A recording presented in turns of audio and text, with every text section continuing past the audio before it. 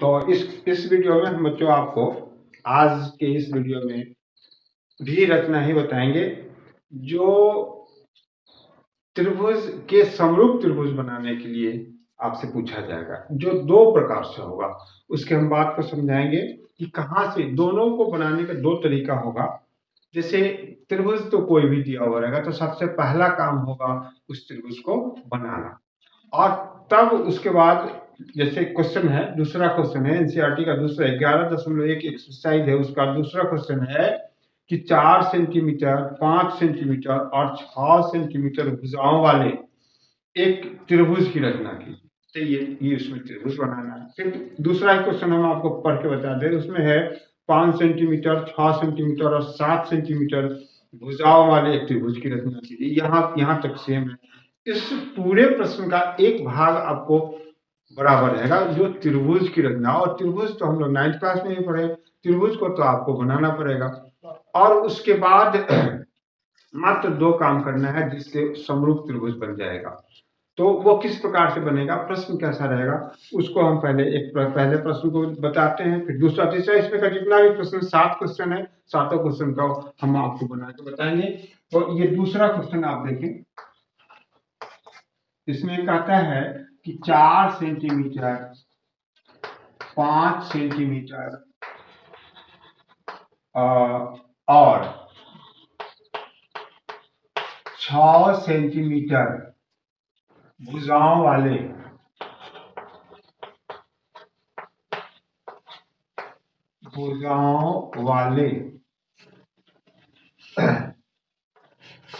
एक त्रिभुज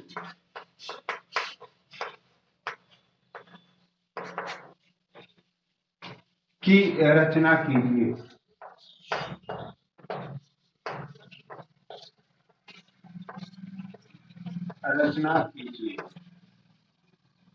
और फिर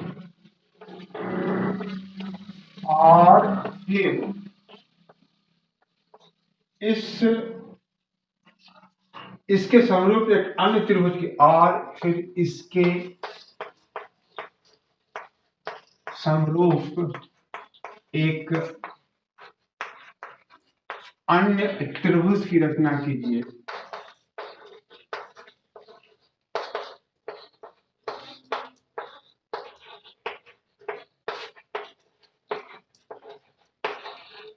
एक अन्य त्रिभुज की रचना कीजिए जिसकी भुजाएं दिए हुए त्रिभुज की संगत भुजाओं की,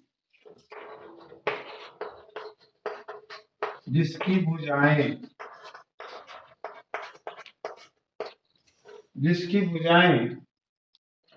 दिए हुए त्रिभुज की, जिसकी भुजाएं दिए हुए, ये जो दिया हुआ है, दिए हुए त्रिभुज की संगत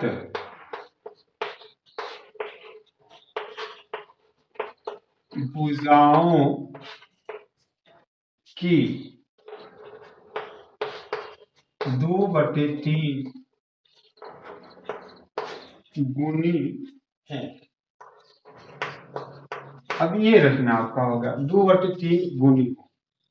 तो इसको फिर से देख लें, क्या कहता है कि 4 सेंटीमीटर, इसका दो भाग हो गया। एक तो पहले त्रिभुज बनाना है और तब उसके समरूप बनाना। तो इसको बनाने के लिए सबसे पहले 4 सेंटीमीटर, 5 सेंटीमीटर और 6 सेंटीमीटर भुजाओं वाले एक त्रिभुज की रचना करें।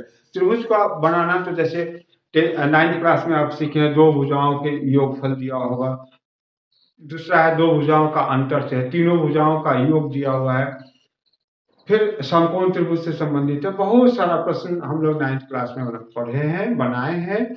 उससे आसान क्वेश्चन ही इसमें, ये पहला भाग, ये इसमें दो भाग होगा।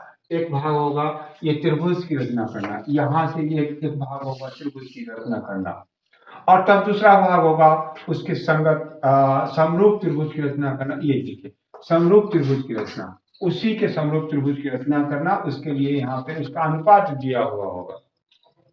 तो यहाँ मेन हम लोगों को देखना होगा, सबसे पहले त्रिभुज बनाएंगे। त्रिभुज बनाने के लिए हम लोग क्या करें कि एक रफ कहीं नहीं, कोई किसी भी प्रकार का अगर त्रिभुज है तो उसको बनाने का जो सिस्टम है या रचना, या चतुर्भुज बनाना हो, वृत्त बनाना हो, किसी भी प्रकार का अगर रचना करना है, किसी भी प्रकार की आकृति की रचना करना है, तो सबसे पहले उसका रफ आइडिया हम लोग ले लेते हैं। इसके लिए मान लें कि ये त्रिभुज हो गया, इसका नाम हम इस प्रश्न में अगर नहीं दिया हुआ तो हम लोग एबीसी मान लें, पी क्यू आर मान लें, कोई भी मान सकते हैं। और तो फिर भुजा को, ये सबसे बड़ी भुजा यहाँ, तो हम इसको नीचे दे दें आसानी के लिए। इसके बाद ये 6 होगा, ये क्या हो गया, ये इसको हम लोग मान लो 4 सेंटीमीटर, और ये कितना हो जाएगा 5 सेंटीमीटर। तो इसके लिए इसको पहले इसको तैयार करें। तो इसको तैयार करने के लिए बेस हम लोग के पास होना चाहिए। तो यहाँ पे बीसी हमारे पास कितना दिया हुआ है, स्केल की सहायता से सबसे पहले बीसी खींच लेंगे। मान लेंगे कि ये 6 सेंटीमीटर है, तो इसको हम लोग ये नाम दे दिए बीसी। इसके बाद इस जगह से एक चाप, स्केल की सहायता से हम लोग 4 सेंटीमीटर का एक चाप लेंगे। 4 सेंटीमीटर माप के, और यहाँ से जब आप घुमाएंगे तो ये इस प्रकार से आएगा। फिर अब सी बिंदु से हम लोग 5 सेंटीमीटर का, स्केल पे 5 सेंटीमीटर का, इसको हम फिर विधिवत बना के स्केल और प्रकार की सहायता से बना के हम आपको बताएंगे। तो पहले यहाँ देख लें, जैसे पीछे वाले वीडियो में हम आपको बताए हैं, उसी प्रकार से प्रत्येक रचना को पहले यहाँ हम डिटेल बता देते हैं, इसके बाद बना के भी बताएंगे, तो देखिएगा वहां पे। फिर यहाँ से हम 5 सेंटीमीटर का चाप लेंगे जो यहाँ कट जाएगा, या ए बिंदु आ गया, इससे इसको मिला देंगे, इससे इसको मिला देंगे, तो ये त्रिभुज, ये भाग आपका तैयार हो गया।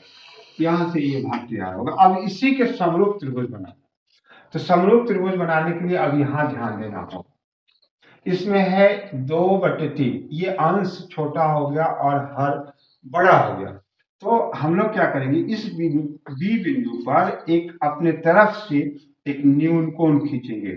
स्केल की सहायता से ऐसे न्यून कोण खींच देंगे। थोड़ा टेढ़ा हो गया, इसको हम सीधा कर ले। स्केल की सहायता से इसको खींचेंगे इस प्रकार से, ये सीधी रेखा हो गई। अब यहाँ पे 2 है, यहाँ पे जो अंश या हर जो भी बड़ा हो, तो सबसे पहले हम उतने भागों में इसको हम लोग बांट देंगे।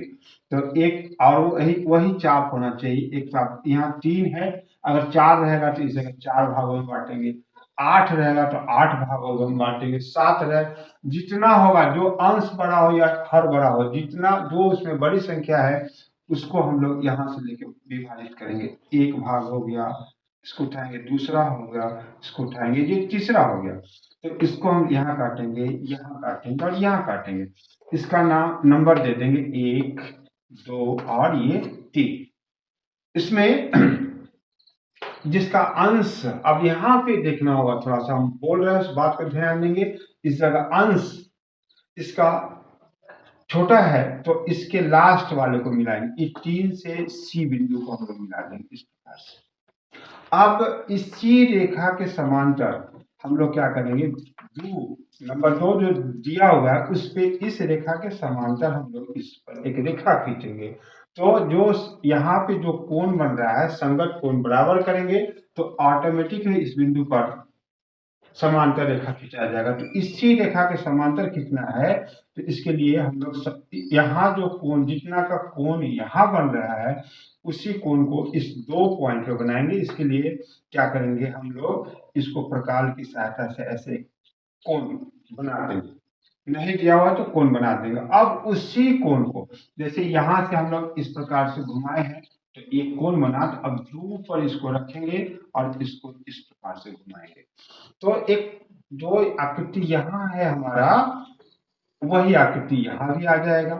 अब क्या करना है, इसको प्रकार की सहायता से माप लेंगे। एक पॉइंट को यहाँ रखेंगे और इसको यहाँ लेंगे, माप लिए।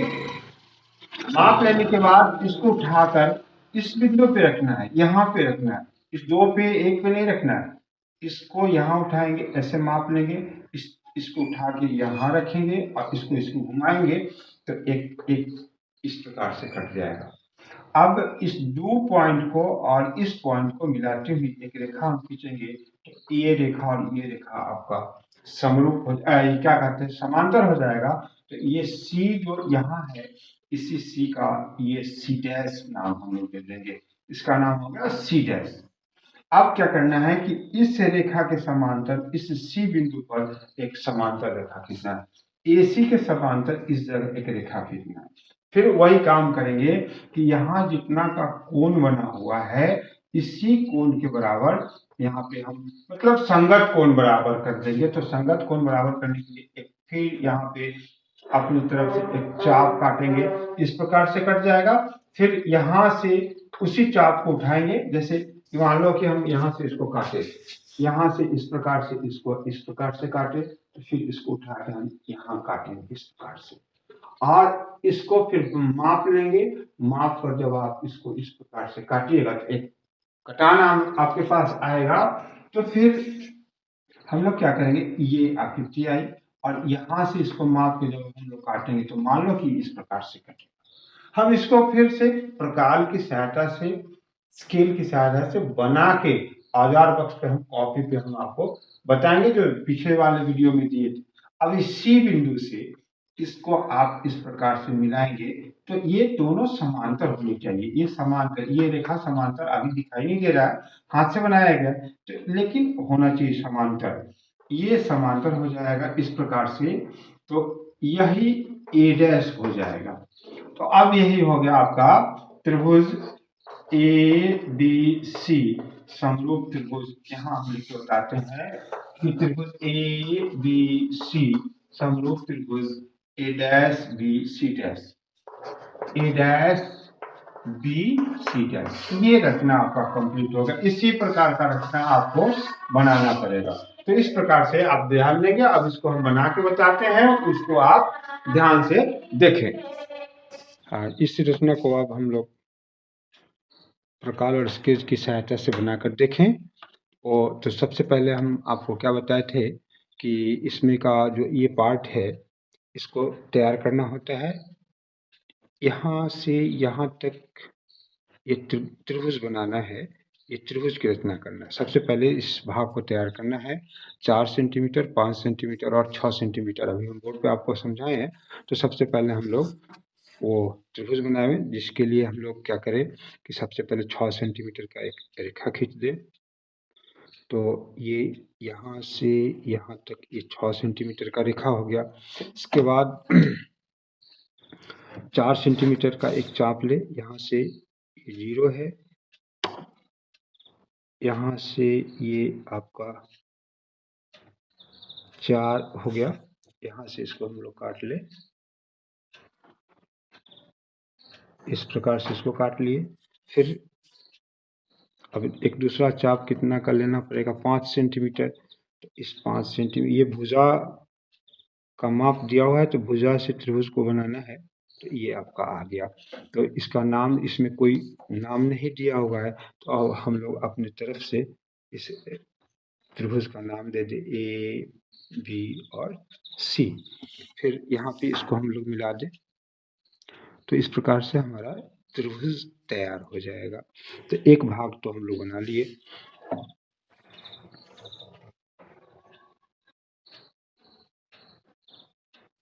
इस भाग को हम लोग बना लिए। अब दूसरा भाग कर रहा है इसी त्रिभुज के। अभी इस त्रिभुज बनाने के लिए अनेक प्रकार का हो, दो भुजा और उसके बीच का कोण दिया रहेगा, बहुत सारा प्रकार है जो हम आपको एक्सप्लेन बता दिए होंगे, बता 9th क्लास में भी बहुत बनाए हैं। और हम एनसीईआरटी के सभी क्वेश्चन का जवाब हम यहाँ बना के बताएंगे। लगभग उसी में से सब क्वेश्चन पूछता है। यहाँ पे फिर हम आपको बताए थे कि यहाँ पे कोई न्यून कोण बना देना है। तो हम लोग क्या करें, यहाँ पे एक न्यून कोण खींच दें, और इसके बाद ये जो रेशियो दिया हुआ है, यहाँ का जो अनुपात दिया हुआ है, इसको देखेंगे। इसमें बताए हैं हम अभी अब तक बोर्ड पे बताए हैं कि 2:3 है। इसमें जो बड़ा अंश या हर दोनों में से जो भी बड़ा हो, हम लोग क्या करेंगे कि इस रेखा पर उतना ही चाप काट लेंगे। यहाँ 3 है, तो हम क्या करेंगे कि 3 भागों में 3 का एक चाप ले लेंगे। यहाँ से रखेंगे, इस बिंदु पर रख के देखिए, यहाँ पे ये बिंदु रख दिए।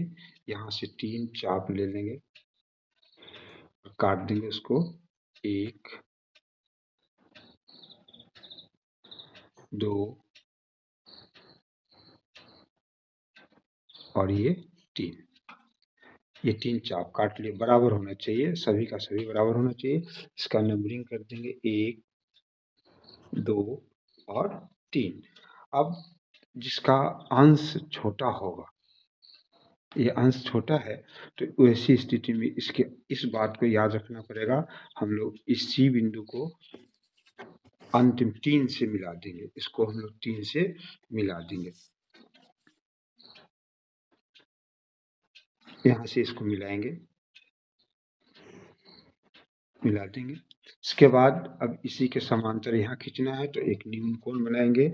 यहाँ पे न्यून कोण नहीं, इस कोण को इस कोण के बराबर, यहाँ जो कोण बन रहा है इस कोण के बराबर कोण बनाएंगे। तो कोण के बराबर कोण बनाने के लिए इस प्रकार से कोण हम लोग बना लिए। इसके बाद इस 2 पे रख के इसका फिर उसी चाप को हम लोग काटेंगे इस प्रकार से, और फिर इस कोण को माप लेंगे।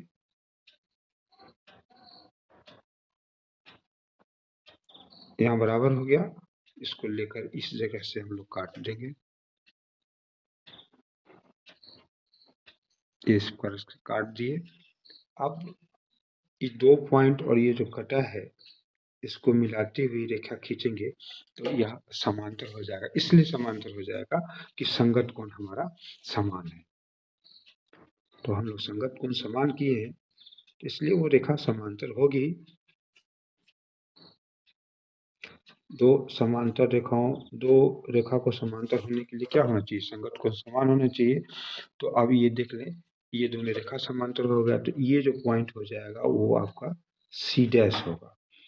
अब इस रेखा AC रेखा के समांतर सी डैश बिंदु पर एक समांतर रेखा खींचना है। तो इसके लिए फिर इस जगह हम लोग एक न्यून कोण बनाएंगे। इसको न्यून कोण नहीं, इस कोण के बराबर वहां कोण बनाना है। तो इसको हम लोग सी पे रखेंगे। देखिए यहाँ पे सी पे रख के इस प्रकार से हम लोग खींच देंगे। इसके बाद इस कोण को मापेंगे।